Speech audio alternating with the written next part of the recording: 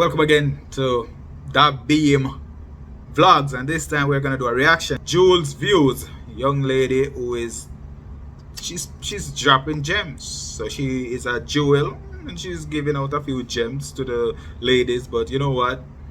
Us men, we could learn a thing, we could learn too. So let's do it. I saw a TikTok, I don't remember the girl's username or anything, unfortunately, but it said that cisgendered heterosexual women are really bad at hookup culture. And at first I was like, what? No, what do you mean? That's freaking ridiculous. And I've heard a lot of discourse around this topic, a lot of people saying that hookup culture is not the feminist flex that we think it is, and how it's been like portrayed in the media, especially in pop music and R&B music within the past couple of years. I will admit, I've had a couple of hoe phases. If you know me in real life and you're watching this video, no you don't. So I've had a couple of hoe phases empowered by the whole idea of I own my body, I do what I want with it, I don't have to be the Virgin Mary, and you know, my rules. So pretty much then I got to thinking, what exactly is hookup culture and how does this relate to a whole phase? It's all gonna come around full circle in a second. Hookup culture is really just a phenomenon that glorifies sex, typically glorifies, I don't want to say meaningless sex, but yeah, like kind of meaningless. Man, this girl sex. is Like, comfortable with herself, with these people most of the time. The objective is physical satisfaction, right? And so why I agree with the idea that cisgendered heterosexual women, when I say women, I'm gonna mean cisgendered heterosexual women while I'm talking in this context in this video, because I don't want to have to keep saying cisgendered heterosexual women. Alright, so there are a couple of things that we should highlight here. Very comfortable with herself, also a bit confused. Clearly, she's asking the right question. She's showing growth. But the idea that you have to explain what a man is, what a woman is, it shows that you're still being careful. You don't know what you want. You don't. First of all, if you consider a biological man to be a man, state that it's a man. If you consider a biological woman to be a woman, she's a woman. If she have preference, she have preference, but she's just a woman. If she consider a person who have a feeling that they're a man when they're actually a woman, then you know what, you're confused. But she's still asking the right questions. A lot of people say, well, I'm gonna have a hoe phase. Perfectly fine. I've done it a couple of times. And here's what I've learned. Hookup culture, it's not made to benefit women. It's not made to empower women, and it will never be to benefit nor empower women. If anything, I don't even know what the word is for it. It doesn't benefit us, and there's a lot more risk involved for women than there are for men. So women are taking on a lot more risk, and we're getting a lot less in return. And you're probably thinking, Jewel, what do you mean? Hookup culture is so great for women to learn their bodies and explore and blah blah blah. Which all that may be true for some people. I don't think it's true for a majority of people. Here's what I've learned and noticed. So the benefit for women, I could only come up with 2 benefits for women that come from hookup culture and that come from having a hoe phase. Again, from my literal own experience. The only 2 benefits I could think of were validation, because whether you want to admit it or not, sex is some form of validation, especially for women. O phase, you're gonna have a O phase, right? Why would a person even want to have a O phase? It comes down to just being rebellious. What are you rebelling against? I guess she'll get to it. But it cannot just be, I don't love myself, so let me give a bunch of guys a chance, right? Because guys get really a little bit of benefit, but literally no benefit. Because in the long run, you lose a lot more than you gain. The only other argument that I hear that's a benefit for women is that if you have like a hoe phase and you have like all of these like sexual experience and sexual partners, you get to learn what you do and don't like pretty much through trial and error. And I heavily disagree with that. One, because of the cons that's associated with hookup culture for women, casual sex for women, and 2, because ultimately I feel like you don't have to have multiple random sexual partners to figure out what you do and don't like in bed. For one, you can figure that out by yourself. If you think that you need a hoe phase, if you think that you need to participate in hookup culture, at least as a woman, chances are you just need a really good vibrator and a really good therapist. That's just how I feel. I think that you can figure out what you like sexually with and by yourself without having to expose yourself to all of the cons that I'm going to get into now. So again, those are the 2, really like 1.5 benefits of hookup culture that I can think of. The risks associated, and I have this written down. First risk is that STDs are going to be higher in women. Women are more likely to contract STDs than men are. I did not know that until a friend informed me, and I was like, I'm sorry, what? Women and men don't contract STDs at the same rate? And she said, no, my friend. So there's that. Two, our all favorite is pregnancy, because it takes two to tango, but ultimately the burden's gonna fall on one of the two parties, and it's gonna be the one with the uterus. And especially for Black women in America, what are we, like 4 times more likely to die during childbirth than women? And all for what? A crusty man that you met on Tinder? No thank you. Next, sexual frustration is something that a lot of women report when having sex with male partners, because for the 5 billionth time, most women do not get sexually satisfied when they're having sex, especially with hookup culture, because I feel like when you're in a committed relationship with someone, at least how it should be, that person should be dedicated and caring enough to make sure that you're satisfied sexually, right? When you're in hookup culture, a lot of people, I was gonna say a lot of men, but really a lot of people are very selfish, so they're not gonna take the time to see if they're not gonna take the time to learn your body. They don't have the time to learn your body because it's a one and done, quick McDonald's fast food type of exchange. I feel like with hookup culture. So you can possibly get pregnant, you can possibly get an STD more likely than men, and you're possibly going to be sexually frustrated. And again, even with contraceptives, even with protection, these things are all still factors that are possible. So she said a lot there, and she's saying a lot of truth, a lot of opinions, and a lot that you can respect if you choose to respect it or not. No, she's saying that there are more risk associated with women, and also that women get STDs at higher rates than men. This could be true just by thinking about it. There are various reasons why that could have happened. Let's say your scenario is a classroom. There might be one guy or two, maybe three guys in a classroom where most girls like those three guys, and then the other 5 or 10 or 15 guys, nobody cares about them. Now, 5 pretty girls in the classroom, 10 pretty girls, or whatever, all the women in the classroom may like the same guy. They might decide to choose to date the same guy or hook up with the same guy. Therefore, 3 guys getting all the exposure to sex, and all the girls getting all the exposure to sex, which suggests that all the girls are getting all the exposure to STDs and only 3 guys.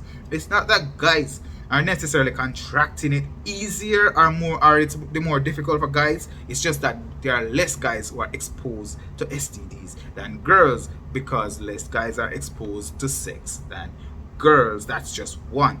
No, she's saying that women get pregnant. Only a woman can get pregnant, but they only get pregnant when a guy and a girl do, right? Therefore, the responsibility should be both. The only thing is that women lose their freedom because they prefer to be free. So you need to be responsible and do at the right time when you are comfortable and secure in a committed relationship, because you could do at any time, but some of the preventative methods are also a risk to your health.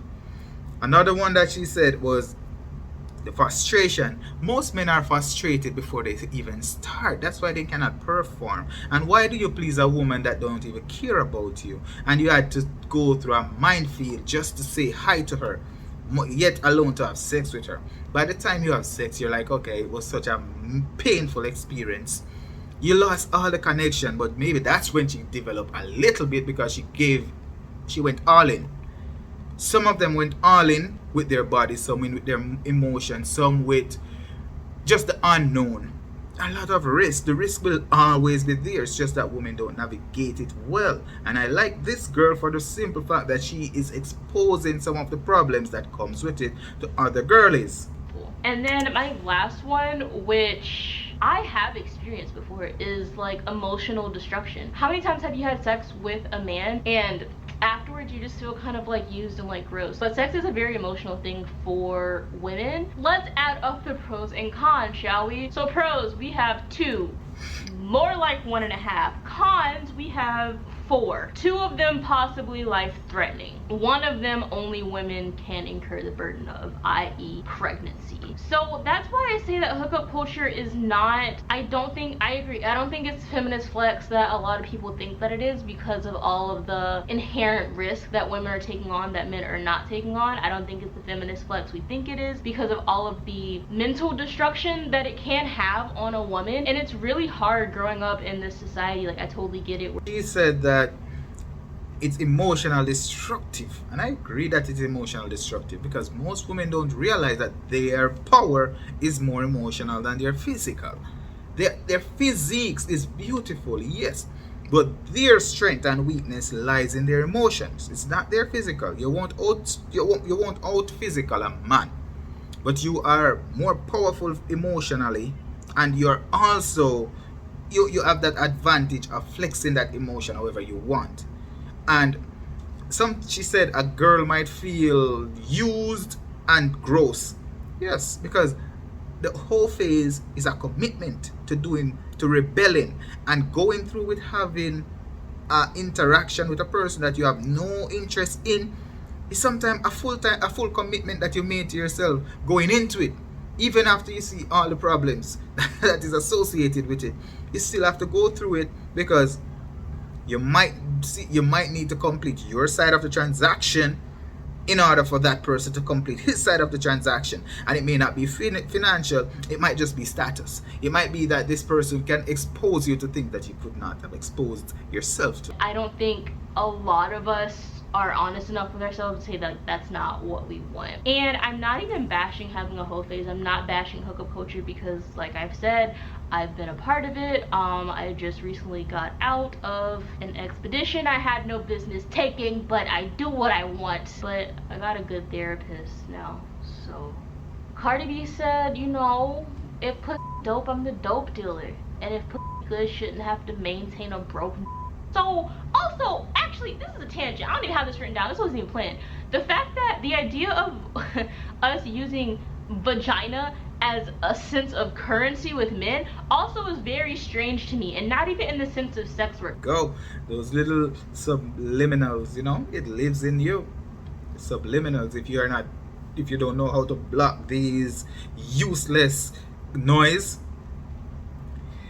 then they will penetrate your soul, penetrate your thoughts and your actions. It happens. Because if you do sex work, it's fine. Like, that's your profession. But in the sense of, like, I am going to use my vaginal powers to get things from men, like money and status or whatever. But at the same time, I'm like, if men are feeding into this, and if the one superpower women have is the vagina, then I totally get it. Maybe we should be using it to our advantage, but I don't know. The whole thing's very weird. See, you have to love a girl like this. You have to love a woman like this, who think like this. She's realizing that the average woman, they are becoming something that they are not, without even realizing that they are not that person. They give up the opportunity to have a connection with a person that they grew up with, who might know them for the next 50 years, who already knew them for the past 20 years, to get some form of immediate self-gratification. That's a problem. Most people don't think about it, because you're trying to use sex as a superpower. It's not. And these thinking women, I appreciate these thinking women. But anyway, I think of a lot of song lyrics that have to do with vagina and hookup culture and popping that because also, like Megan said, talk your shit, bite your lip, ask for a car while you ride that. So maybe that's why a lot of women, that's why a lot of people feel like hooking up with men is this feminist flex, because we're using our innate superpower. These people are poisoning us. It's not just poisoning our girls and our moms and our sisters, they're poisoning us. This girl represents what my daughter could become. My daughter could become a confused grown-up, a confused adolescent girl who don't like people, who don't like men because she are told not to, whose goal is to avenge their ancestors that was abused by men in theory, but those ancestors were connected to the men and worked together with the men to develop the best possible life that they could. But these women now, they are in combat, full-time combat with men. And these are our daughters, man. These are our daughters. They might be looking like grown women, but these girls, they're just trying to find a dad. Trying to find a protector, a connection, man. But there are some of our men who are very good salesmen, because you know what?